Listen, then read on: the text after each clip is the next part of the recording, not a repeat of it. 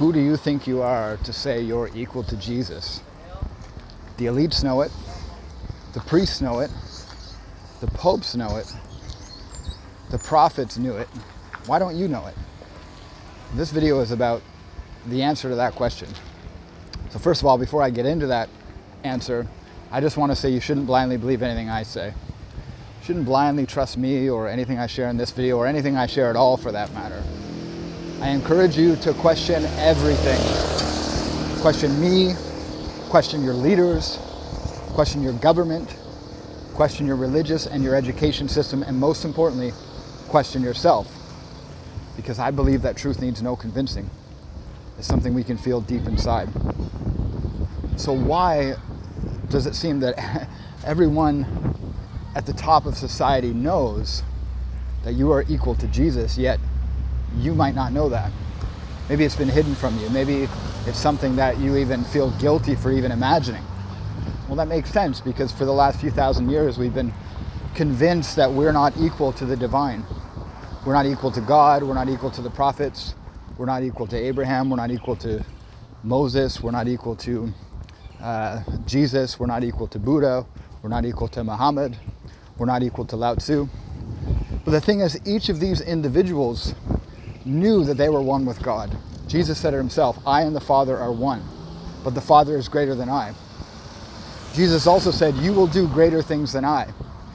In Neville Goddard's book, Before Abraham Was, I Am, he says that anyone who dares to believe that they are equal to or even greater than Jesus will become greater than Jesus. Jesus said it himself, you will do greater things than I. So why have we been led to believe that we're not equal to or even nearly as good as Jesus or the other prophets in history? And the answer is really simple.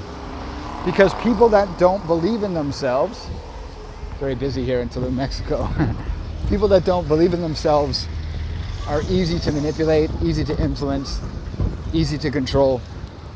People with low self-worth will do almost anything to fit in with others.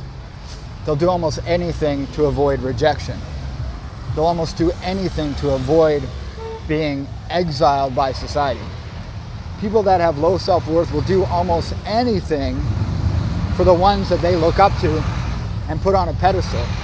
Except the greatest truth in all of spirituality is that we are all one. We are all equal. We are all brothers and sisters under God, under the divine, under the Creator. We are all created in the image of our Creator. We're all created in the likeness of God. So we are all equal. We're all one with our Creator. There is no separation. There is no division between us and all that is. We are one with God. Now, God is greater than us because God is the consciousness that created us. But one cannot be separate from itself, you see. One cannot be divided from itself. My hand, though it is not as great as the totality of my body, is still my body. My foot, though it isn't as great as my leg, is still my leg.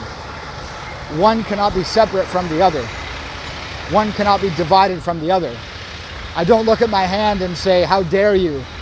How dare you think you're equal to the body? I don't look at my foot and say, how dare you think you're equal to the leg? I look at the foot, I look at the hand, and I see that they have a place in the body. They serve a purpose. They have a purpose in the functioning of the body as a whole. And likewise, we each have a purpose in the functioning of consciousness. We are not divided from consciousness. We are not less than consciousness. We are one with consciousness. This is the greatest secret. This is the secret that has been hidden from us for thousands of years.